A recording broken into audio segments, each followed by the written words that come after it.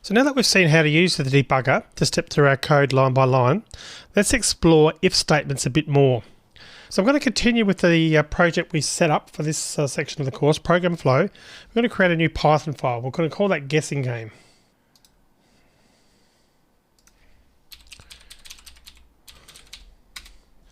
All right. Now I'm going to start this off very simply, but we'll improve it as we go along.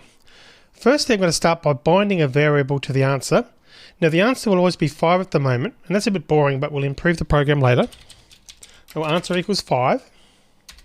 So next I want to print a prompt to let the user know what they're entering, and then we'll use the input function to get their input.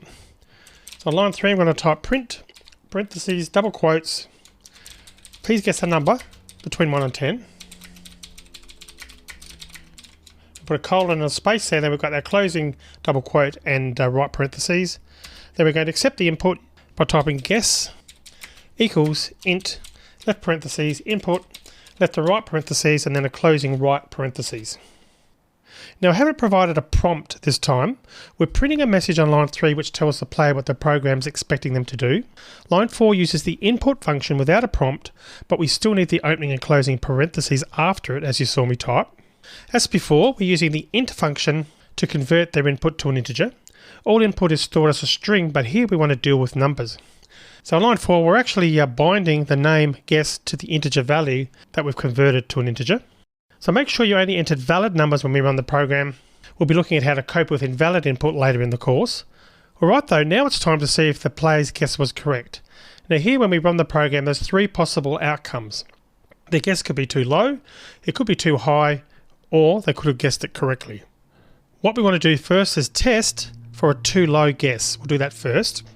And we'll do that on line 6 by typing if guess is less than answer, colon, then parentheses, print, then parentheses on line 7, double quotes, please guess higher.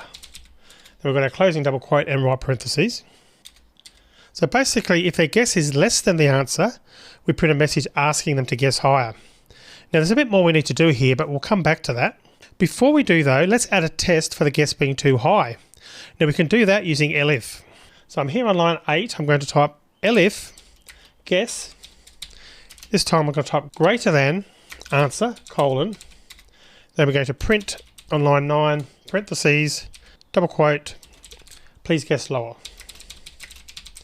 Then we've got our closing double quote and right parentheses. Now you might think that we can just use if there, and you often can, but I'm going to discuss why that's sometimes not a good idea shortly. Alright, so if the condition on line 6 is false, the condition on line 8 is tested. And if that evaluates to true, in other words, if their guess is greater than the answer, then we print the message please guess lower. So that's 2 of the 3 possible outcomes dealt with. We're checking for the guess being less than the answer and for it being greater than the answer so far. If both those conditions are false, then the guess must be equal to the answer. In other words, they've guessed correctly. So therefore we can handle everything else here using else. So I'm going to type else colon on line 10 and print a message, print, parentheses, double quote, you got first time. Then we've got a closing double quote and right parentheses. So basically the message on line 11 is only going to be printed if both the conditions on line 6 and line 8 evaluate to false. Because else picks up everything else, it must come after the if and elif blocks. Elif must follow an if, and all elif blocks have to appear before the else block if there is one. Right, so let's run the program a few times to check that it's working. I'm going to run it now. So first I'm going to enter my guess as 4. Remember to click into the run pane as I just did before typing a guess. We get the message, please guess higher, which is correct because obviously 4 is less than 5. I'm going to run it again. And this time, I'm going to type a higher value, 8. And you can see we've got the output, please guess lower, which is also correct. 8, of course, is more or higher than 5. The third test is when the guess is correct. So I'm going to run that again. And this time I'm going to type in the value 5. And we've got the message, you got it first time on screen. So run the program a few times with different guesses to make sure it works.